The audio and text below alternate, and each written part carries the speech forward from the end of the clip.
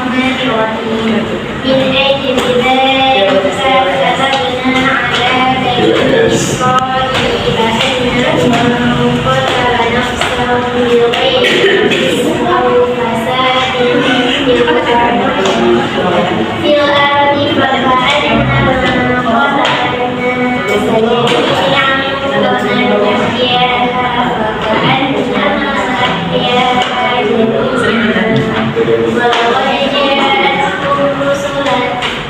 ولقد جاءتهم رسلنا بالبينات ثم إن كثيرا منهم بعد ذلك في الأرض يفسدون. صدق الله العظيم. Artinya, oleh karena itu kami menetapkan atau suatu hukum bagi Bani Israel bahwa siapa saja yang membunuh seseorang bukan karena orang itu membunuh orang lain atau bukan karena membuat kerusakan di bumi, maka seakan-akan dia telah membunuh semua manusia. Sebaliknya, siapa saja yang memelihara kehidupan seorang manusia, maka seakan-akan dia telah memelihara kehidupan semua manusia. Sungguh, Rasul kami telah datang kepada mereka dengan membawa keterangan-keterangan yang jelas. Kemudian banyak di antara mereka setelah itu melampaui batas di bumi. Surah Al-Maidah ayat 32. Iya, jadi surah Al-Maidah ayat 32 ini menjelaskan bahwa kita itu dilarang untuk membunuh seseorang itu secara sengaja. Mengapa? Karena kalau kita membunuh satu orang dengan secara sengaja, kita seakan-akan membunuh semua manusia. Untuk itu kita harus berhati-hati dalam bertindak. Dampak negatifnya, pertama, dihantui rasa bersalah dan ketakutan. Kalau ada orang yang membunuh orang lain, pasti dia tuh merasa ketakutan. Yang kedua ada mengalami gangguan mental berat, stres. Contohnya ini apa?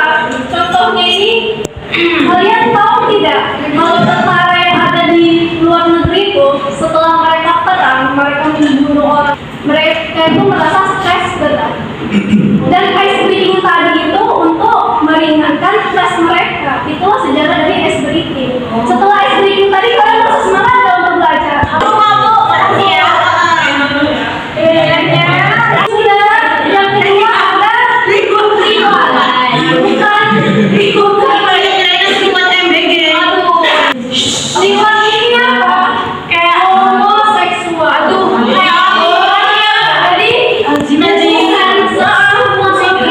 cuma hubungannya ini laki-laki atau laki-laki.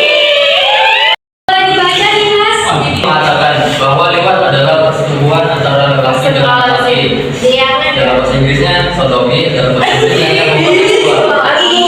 Dampak negatifnya dikategorikan sebagai orang yang melampaui batas. Mengapa dia melampaui batas? Karena dia keluar dari kodratnya. Aturan kan perempuan berhubungan dengan laki-laki. Ini malah laki-laki. Yang kedua ada dilakukan oleh Allah. Dilakukan oleh Allah karena sudah melampaui batas.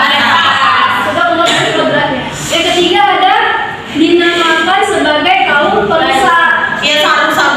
Kita boleh bayangin laki-laki menikah dengan laki-laki. Kita perempuan ini menikah sama siapa? Yang ketiga ada LGBT. Apa LGBT? LGBT itu lesbian, gay, biseksual, jadi apa perbedaannya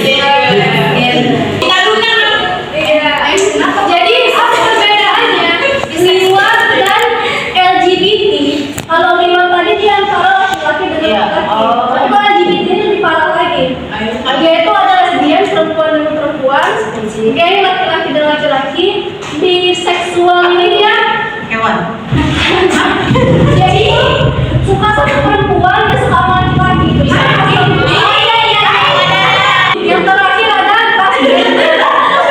Transgender itu apa? Laki nggak merasa jadi perempuan. Di sini ada transgender. Dia menjelaskan dulu tentang ini LGBT ini. Dampak negatifnya, pelakunya akan dibinasakan oleh Allah. Yang kedua, menimbulkan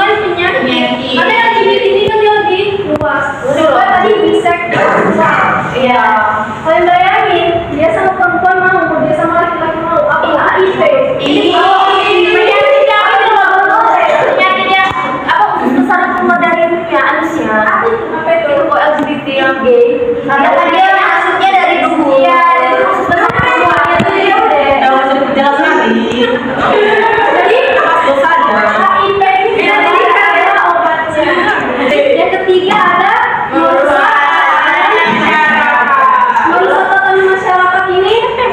Contohnya kayak transgender. Contohnya ada si ada laki-laki, supaya dia berubah menjadi perempuan. Kalian mau nggak salah melihat atau menonton sampai?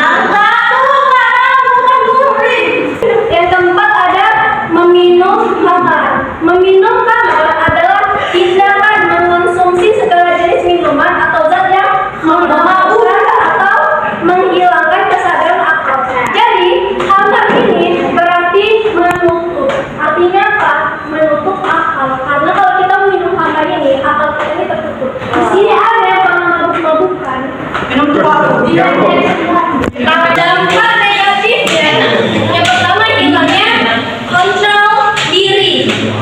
Jadi kalau orang yang mabuk itu dia nggak bisa mengetahui mana orang, mana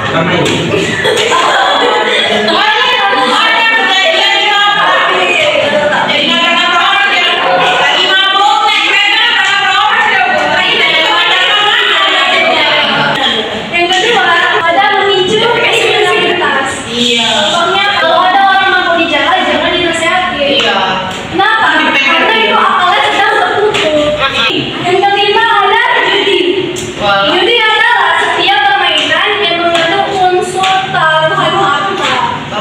Jadi di sini siapa yang pernah berjudi? Judi apa? Dampak negatif dari judi adalah menyebabkan kecanduan mental yang parah.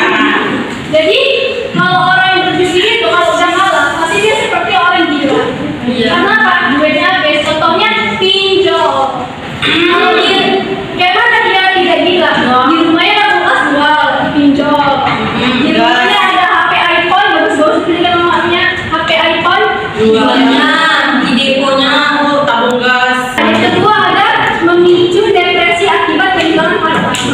Jadi kalau udah habis hartanya depresi lagi. Mencuri. Mencuri adalah tindakan mengambil hak milik orang lain secara sendiri-sendiri. Jadi di sini siapa yang pernah mencuri duit mamanya dulu? SD, TK, ada.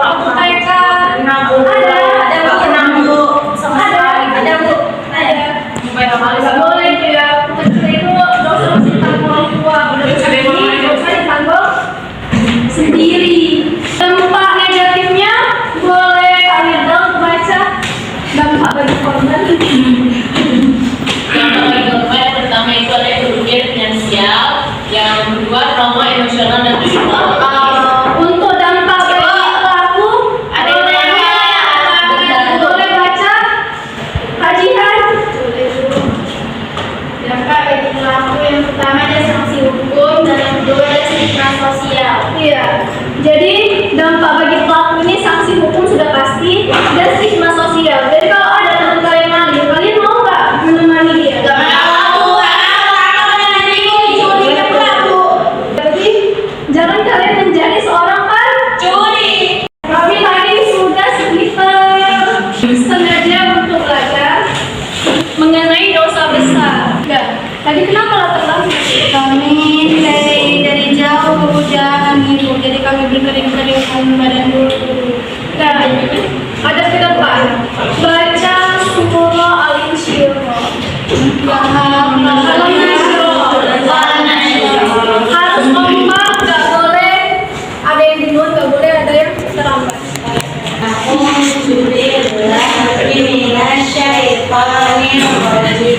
Bismillahirrahmanirrahim. Alam nashrah laka sadrak wa wada'na anka wizrak alladzi anqadha dhahrak wa rafa'na laka zikrak fa inna ma'al usri yusra inna ma'al usri yusra fa iza faragta fansab wa ila rabbika كفروا Silakan duduk. Kasih Ketujuh, ada durhaka kepada orang tua. Durhaka kepada orang tua ini contohnya dalam bentuk ucapan, perbuatan atau sikap dari seorang anak yang memiliki hati orang tuanya. Contoh ucapan yang sering dilakukan oleh seorang anak yang kepada orang tua. Mengatakan aja itu, dan kerjaannya dosa. Benar. Contohnya nih, ada seorang anak dia main iPhone, ditendangnya pintu rumahnya. Apakah itu termasuk perbuatan dosa besar? Tapi dia durhaka kepada orang tua. Kalian bayangin, di dunia ini siapa lagi lah yang akan sayang dengan kalian kalau bukan orang tua? Ya Bu, nggak ada. Gak ada. Pacar kalian yang sayang dengan kalian? Gak ada. Memakan harta anak yatim. Kalau dia bisa dibaca. Memakan harta anak yatim adalah tindakan menguasai, menggunakan atau menghabiskan hak dan harta kekayaan anak yang ditinggal wafatnya ayah secara zalim tanpa hak. Dalam ajaran Islam, perbuatan ini dikategorikan sebagai dosa besar yang sangat dikutuk dan diancam dengan siksa neraka. Boleh Bang Nalko membaca? Bismillahirrahmanirrahim. Innal ladzina ya'kuluna amwalal yatama zulman innama ya'kuluna fi butunihim nara wa sayasluna sa'ira. Ya, jadi sangat-sangat diharamkan untuk memakan harta anak yatim. Seperti dalam surah An-Nisa ayat 10 ini, sebenarnya mereka itu menelan api dalam perutnya dan mereka akan masuk ke dalam api yang menyala. Untuk kesimpulannya, coba baca dulu Aisyah. Kesimpulannya, menghindari dosa besar sangat penting untuk menjaga kebersihan jiwa, melindungi kehormatan diri, menegakkan keadilan di masyarakat, menjamin keamanan hak milik orang lain, menciptakan ketentraman dalam keluarga, memperkuat keimanan melalui ibadah yang konsisten, menyelamatkan generasi penerus dari kehancuran moral, mendapatkan keberkahan rezeki dalam kehidupan sehari-hari, serta meraih ridho Allah SWT agar terhindar dari siksa api neraka yang sangat pedih di akhirat kelak. Ini tadi adalah kesimpulan dari